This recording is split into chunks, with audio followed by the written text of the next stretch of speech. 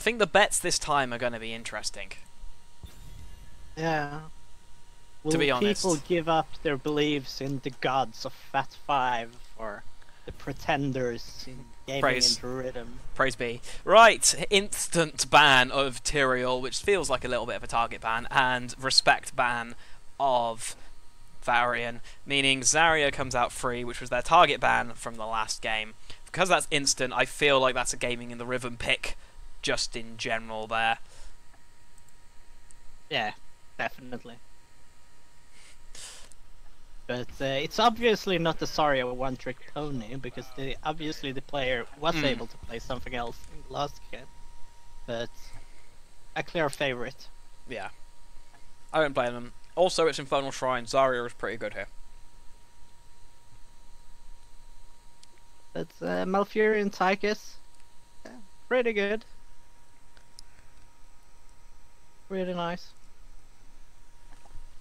Again, doesn't really tell you anything. Because you got Zyra, No. you know you're going to have a second tank. It's like... It tells you nothing. it feels like drafts have really... People have been learning in Heroes Launch. So drafts generally these days are like the first ban pick phase doesn't show anything. Yeah. And then they go into their speciality in the last phase. And that's something people have learned. Back in the days, people always kind of showed whatever they went for early. No pressure. We have, I think, possibly a hero, the highest number I've seen in the game, 91 people watching us right now, this very second, which is really good for which I think is actually quite good for Heroes Lounge. Yeah. So Tass is actually. Hold on a second. Tass is not picked. Tass yet. is not picked or banned yet. What the is going on? And Fat Five wants Are to looking ban to ban it, What but they do? why would you? Why? Why? it. They don't want it for themselves, I suppose. Yeah, but they already have Zarya. Would you Yeah. really go for that hard hyper carry? Well, I mean, I can understand putting Zarya, Vala, hyper carry, but if you had Zarya and Tass, the thing is they've already banned Varian, so you can't have any real shield breakers. I'm confused. well, obviously this is really good plays, with really good understanding of the meta, but Yeah. I still don't get it. No, I don't quite get it. Anyway, we're gonna have a Rag ban. We're gonna have Rag taken down from Gaming in the Rhythm. There's still a lot open. I would imagine we're gonna see another ETC, although I wouldn't mind seeing a Johanna. But I think they might go for a Sonya here. It's KT, amazing. Muradin. Okay. So that still leaves Sonya open. That still leaves ETC open. But I could see. I can understand. I can understand if you're happy with them. Although, as Twitch chat has just pointed out, are we about to see the Waterlord? The Merc Master. Are we Are we about to see on the side of Fat Five? The Killer of Souls. Definitely Killer of Spirits. I can tell you that much. Yeah. Oh. Could we see Murky right now? There's Sonya. That's gonna sting. ETC is open. Alright, It should be a Sonya given. into Muradin, I'm not a fan of. Oh, it works out. It works out. Skullcracker. As soon as he gets level 7, that's it. It still has to, you know, sit onto the Sonya, but I go with Diablo instead. Dibbles. That is... They- Hold on. Zarya, Sonya, and Dibbles against Tychus. Yeah, That's well, brave. they get Tychus. Let's pick more tanks. Or Why more not? warriors. And the highest and the second highest health. Okay. Either way, I'm confused at both drafts right now, if I'm honest. So I'm just going to assume that because these are both Division 1 teams, I'm just missing something. You're just a pleb here. Yeah, I am just a pleb, and they're going to go with Artanis. The beautiful color combination there. I love green and purple. I am much a fan of green and purple. Blooded 90s. Yeah, it's always green and purple. I will buy things specifically because it's green and purple. I'm slightly confused. These triple tank setups have been usually they kind of They're work out insane, in the yeah. early game, but they fall up a little Late. bit into the Yeah. late game, Now, where the they thing have is, trouble securing kills. the thing is, Sonya is not really a warrior. She's kind of just a particularly beefy assassin. Yeah. So there is that on the cards. We can take that a little bit into account. But I'm thinking with this triple warrior, Kalfa should be able to hit some really nice flame strikes. He should be able to hit some really nice living bombs, and also when it goes for the talent that does percentage damage if he hits Yeah. 2 targets. I think he should be quite easily do that. So there's lots of potential percentage damage coming out from Fat 5, and I think we'll take it. Okay, guys, we're here for... That was quick. Well, in that case, while we're paused, we can do the introductions. This time with the tab screen, because I can't really go around and look at anything. We have and this is why I don't use the tab screen. Because chat happens. Yeah. Anyway, we have for Fat 5, we have Varoko playing Muradin, D1 is playing Malfurion, Undead is on Artanis, Kaikus is played by Karox, and Nira is playing Kel'Thas. And on the side of Gaming the Riven, we have Gelingana again on Brightwing, we have Bjorn on Sonya, Haft is on Zarya, Tezage is on Vala, and Doombane is on Diablo. Oh, please, what did you just call the Brightwing player? Galen Gunnar. Galne Gunnar would be the correct pronunciation. I am horrendously dyslexic. It's a Swedish name. Yes! I won't be able to spell it. I gathered it's Nord. We have 3-2-3 happening. Yeah. Lageth. We have Lageth. We have incoming now. Lageth. Seems okay now. Okay.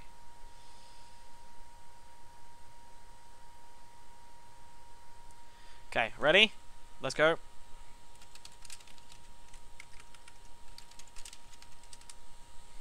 Let's make sure both are ready. I know we're in a countdown, but ready? Okay. Yep.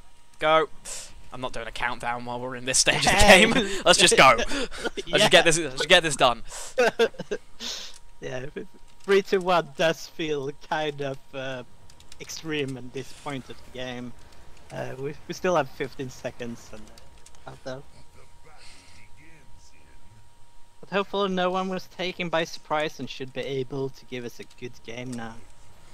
Anyway, indeed. Right, let's look at talents. We have a third win from Muradin. Artanis is going Seasoned Marksman. Okay. We have Moonburn, we have Press the Advantage, and we have Convection for KT. Gaming the Rhythm again choosing to forego the traditional mid-scrap and are going to use Zarya to tank a load of those tower shots and get a load of energy straight up. Brightwing is once again going for the Hyper Chip. We have Maximum Charge. We have Devil's Due, I like. We have Warpaint, and we have the Hot Pursuit. I didn't actually bet on this one. What are the bets looking like? Bets are even on points with more bets put on Fat 5 in general. We're right, I think Fat 5 does have the better draft, but I still think my money here overall at the moment is on Gaming in the Rhythm. We have Sonya versus Artanis up top, which is a fight that will never end. Ever. Yeah. It's kind of like the most exciting but still most boring matchup there is in this game. Doom has gone there. Yeah, Gaming the Riven just electing to not do the rotations, which I prefer. Something I kind of found in this season. The times my team was pressured into doing rotations, where we really weren't happy doing them, we started struggling. As soon as we gave up doing that and just did what we do best, it kind of started going a lot better. But it does mean that Fat 5 can actually get on, well, basically just doing rotations and pickoffs. Doombane coming in to go on Malfurion, saved Valor overall by just by Zarya. Now, I think Fat 5 will live and die by the Artanis swap. If they get swapped, whoever gets swapped is going down. Well, they're probably going to swap a tank. Money would suggest that it would be a tank, what with Diablo's hitbox the size of a small moon. Yeah, they're like... Oh, there we go. Onto Haft, onto Zarya, who also, of course, has no escape mechanics, is entirely surrounded by the team. Zarya will fall with Undead feeding once again. So 1 for 1, not sure that was particularly worth it. Obviously Muradin is straight back in. Muradin is electing to take crowd control, which on Shrine minions is good. It was beautiful body blocks there coming out of Yeah, they saw it, they had it called, they got it. As soon as the swap happened, they all fell right on top of it. Zarya is re-arriving back. Teams equal on Shrine minions. Zarya has nearly finished maximum charge already. From the shadows, so extra charge range. We have the standard KT build. Artanis coming straight in with an aggressive swap. If that had landed, whoever won there would be dead. They need to get the kill now if they want to have any chance of securing this shrine. They're at 35 shrine minutes on Gaming in the Rhythm. 37. Gaming in the Rhythm are going to get this shrine pretty much effortlessly. They're behind in level, but 1 kill each. This is going to be a really odd and interesting game, I think. Double stun of the Punisher. Yeah, Punisher baits. But little to no minion cover. Gaming in the Rhythm already splitting out to the lanes to secure their advantage. Now we have the standard Sonya build. We have multi-shot for Valor. Tychus is going to get... Oh, no, actually, he might not. Karok's getting nailed in by Diablo. That charge was... I think he was incredibly unlucky. If he hadn't have stopped to mount, he would have gotten away with that. But the damage and the focus and the ganks coming out from Gaming are ruined. It's Diablo. Diablo is currently on 69 souls, with Artanis is on 8 stacks of Seasoned Marksman. And KT, while hasn't died yet, is on only 4 stacks of Convection. Which is... I've probably got a bit more by now. But I suppose he has to play safe against a Sonya and a Diablo. Yeah. Diablo, of course, now taking Soul Shield, which will prevent a lot of the damage coming... Well, actually prevent quite a decent chunk of the damage coming out of Fat 5. Yeah, but Tychus will still go through, and that's the main threat towards the Diablo here. Yeah. Now, Fat 5 picking up their camp.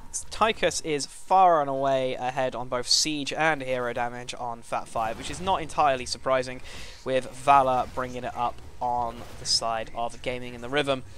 Oh, this could be interesting. Gaming in the Rhythm are currently missing Brightwing. No, Fat 5 are not going to risk grabbing that camp. I'm going to clear that mid, which Fat 5 need to take this advantage while they're buying time clearing mid to just get on that shrine. Get as many minions as possible. And yeah. That gate might as well not exist if this Punisher happens. It is an arcane John Cena. Level 7 talent, Skullcracker, good. Cleanse, Warp Sickness, standard Tychus build, and Burned Flesh, because if you took anything else I would reach through the screen and basically slap nearer, given the number of tanks going on that team. Valor's selected for Arsenal, follow through, so auto-attack build for Sonya. Good. I think Diablo got swapped or charged, but either way goes down in and gets the focus fired down. KT now getting a lot more convection stacks in that middle bit, but while Gaming in the Rhythm lost Diablo. Fat 5 have had to peel back and go for their shrine. Go for their sippy cup. Swap coming in, nice straight swap onto Zarya, and again the focus fire happening, although Nira could be going down to Sonya, or Sonya being incredibly brave. Vala overextended, got greedy. Oh, cleansed! That cleanse. Oh. But Sonya does go down for covering. That cleanse was beautiful. That was a thing of beauty. Vala surviving by literally by the hairs on her chest. Now Tychus has taken in the Rhythm, so he's going to start hurting quite a lot. Diablo is now on his 100 souls, just as well he didn't use that early. Level 10s for both teams. We have an Avatar, we have Twilight Dream, we have Suppression Pulse, we have Phoenix and Odin for Fat 5 on the side of Gaming in the Rhythm. We have Emerald Wind, we have Expulsion Zone, Apocalypse, Leap, and Strafe. They're actually going for Leap here. I wonder, is it because they want to burst the Calphas down or put pressure on him? Yeah, they need to get through. I like taping Leap against teams that have a heavy front line because you just go, and I'm in the back line now. Yeah, but it's still possible to do a good flank on this map, and I feel like the damage and the value from oh, here we go. Here we go. Oh. They get the camp, but at what cost? That was a very brave move. They knew it was happening. Expulsion Zone is going to keep them from getting killed. Tychus has elected to engage Odin here, which I think was a bit brave. I could have easily have gone south for him. Yeah, maybe a bit over-ambitious here. Yeah, that was very over-ambitious. Apocalypse and leap back up. No, because the thing is, if Sonya leaps in, you can just then land on KT, you can land on Tychus, you can land on really anyone you want, and just gives you another bit of lockdown. While they have damage, anyway, they have the sustain, but they have surprisingly little lockdown. Living Bomb getting spread around, Haft is going to have to peel back, and there's a lot of focus going on Vala, which is good with her nothing. With her, like, you know, nothing health pool, but we're still looking quite even. Kills relatively even. Someone lost their conviction stacks, though. That will start hurting. That will hurt them. Muradin actually helping out there. Rip stacks. Near a feed. Which is unfortunate. He was on like 18, 19. He was getting pretty close. That hurts. Yeah, I've been in blood with Zarya grenade as well. Yeah, I've been in that position, and you're just like, oh, really? Okay, all of the R's are back up for Fat 5. Most of them are back up for Gaming in the Rhythm. Haft once again getting swapped. I think that Emerald Wind came out a little bit too early. Swaps are basically winning this game. Yeah, it's really impressive they managed to hit Zarya time and time again, because Zarya she gets no escape from that. Oh, and Sonya. The thing is, yeah, that's the thing. As soon as you get that swap in, whoever gets swapped is dead. With that level of follow-up, with the Muradin and the Roots, whoever gets swapped dies.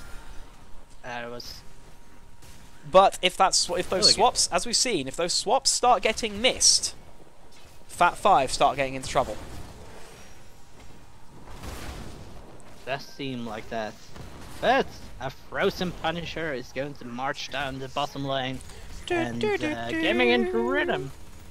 Yeah, exactly. It doesn't seem to care that much. They're mostly in the top lane. And well, they know that Diablo should be peeling down. Brightwing obviously doesn't have to, but it looks like they're going to try some split push here. Obviously, that bottom fort is, you know, might as well not exist. It's just kind of there to buy some time. Yeah.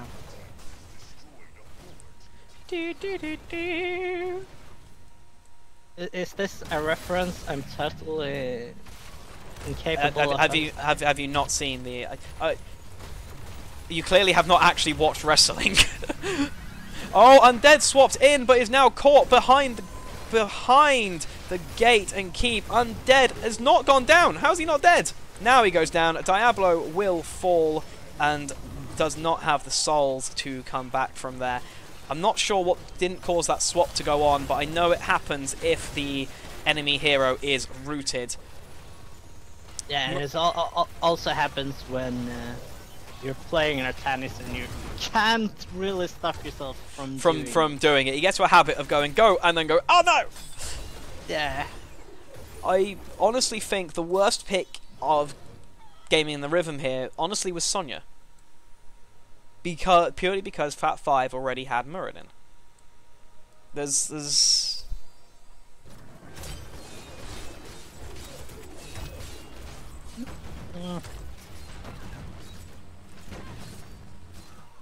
Yes, she maybe wasn't the most optimal pick, but I still like her. Yeah, she's Sonya, come on. Yeah. Best I hero in the also game. think maybe, I mean, it's a lot of melee into KT anyway, but I also kind of think if they had Rehgar with some Ancestrals or maybe for the Bloodlust,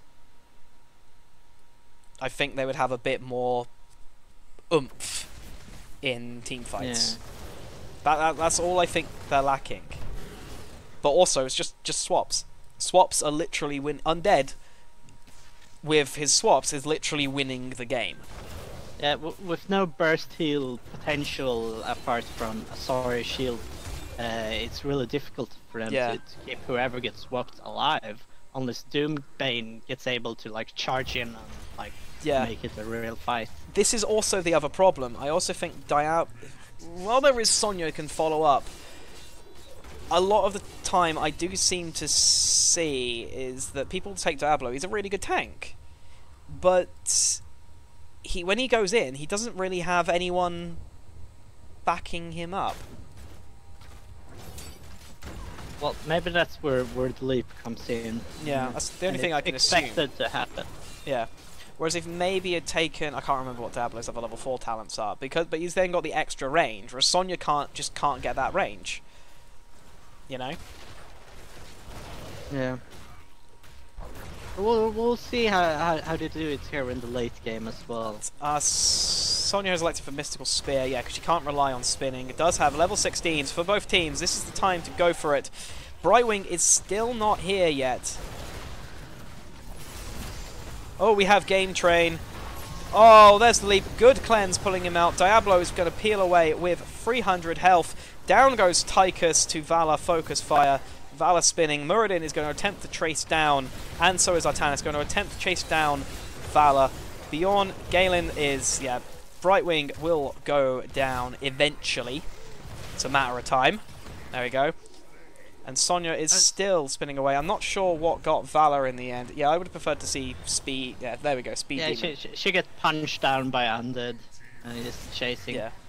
And so a 3-for-1 trade. It's pretty good. With an Arcane Punisher. In the top lane, once again. Yep, here we go. They'll be losing this keep, more than definitely, despite being equal talent tiers. Diablo does now have his charge flip charge, which will start helping matters. Sidewall is down, gate is down. Yep. Okay, and Vala does also have Frost Shot. They're waiting for Vala and Brightwing to come back, basically. However, most of the R buttons are back up for Gaming in the Rhythm. Sonya is looking to do a leap. That fort is bye-bye. Goodbye, fort. Punisher bait going in, finally. Vala dodging out of the swaps. It's now 4v5. Tychus is in the mid lane. Yeah, Fat 5 just got the keep and they're just going to nope out of there. Yeah, no need to risk it. A 4 versus 5 with the Punisher, it's not really the best possible lethal. Yeah. Good job. Taking down a well on the way out. Yeah, why not? Yeah, why not? Can't let them have that. Might as well. Might as well just get rid of it.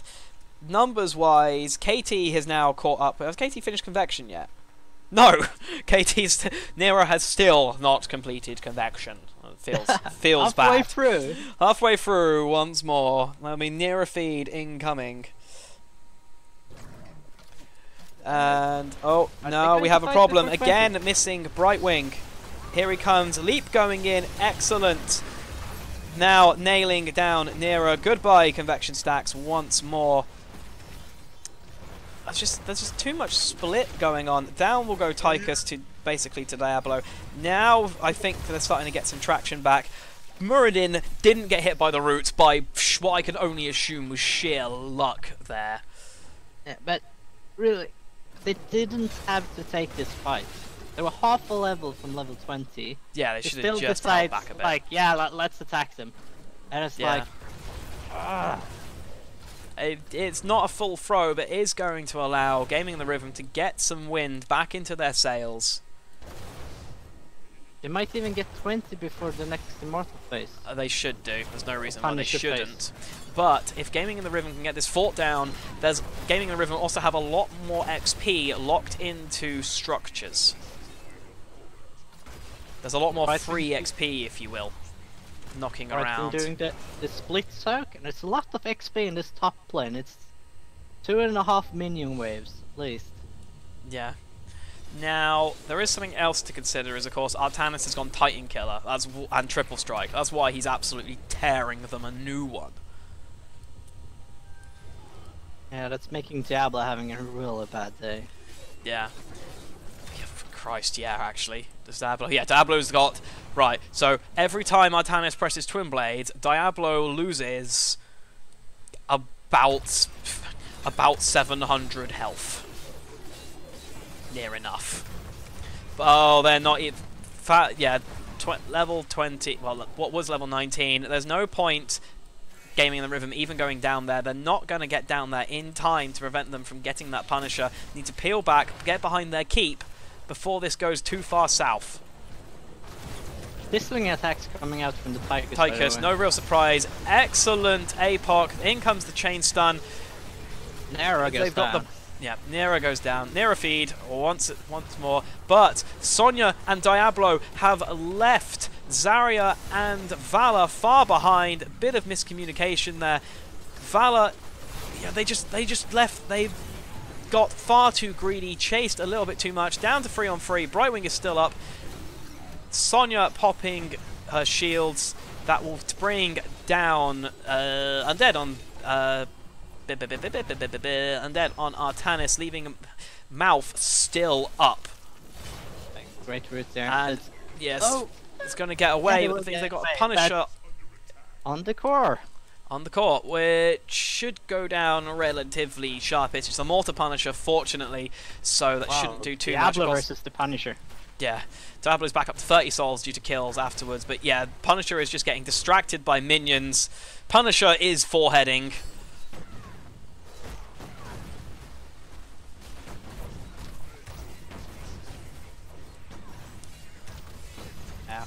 Yeah, that's not even going to get a shield down. Right, but that's now 2 keeps, and again, and as we keep saying from other games in here, Fat 5 now just need to hold back and just buy time. Level 20s all round. We have a Hardened Shield from Muradin, we have a Storm Shield from Malfurion, Force of Will, no surprise really with Triple Strike. We have Sizzling Attacks, again, kind of a bit obvious, and Flamethrower. So standard KT build, standard Tychus build, all told. For Zarya at level 13, we do have the Endurance training for the energy talents, and we do have the Gain train for the extra shielding. She does have Unyielding Defender. And Hellgate. I must say, yeah, Go on, but go on. The survivability on the team of Game and Rhythm just skyrocketed at 20. Yeah. With all these shields, ignore pain, everything. Yeah, incoming Like, APOC and Wind. APOC, Wind, and Nera dead once again. Sucks to be him. Diablo with his teleport, using it fantastically well. Sonya does it fall to Tychus' focus fire. I didn't see what got Brightwing, but I'm going to go ahead and assume that once again it was Muradin with the 2 tanks in the form of Diablo and Sonya just not being in any position to actually prevent Artanis from ripping Vala a new one. No. That's really my... Yeah, that's really my critique of this, is Diablo and Sonya are going ham, but not tanking. Yeah, they kind of left the backline open. Yeah. And they didn't have enough. They had a polymorph there, but other than that, Yeah. they get into some real trouble. Obviously, Emerald Queen as well. But Game 2 going to Fat 5, meaning we are going to take this contest into match number 3.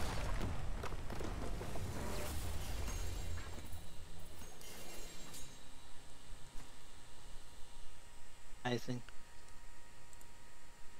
Which means Fat 5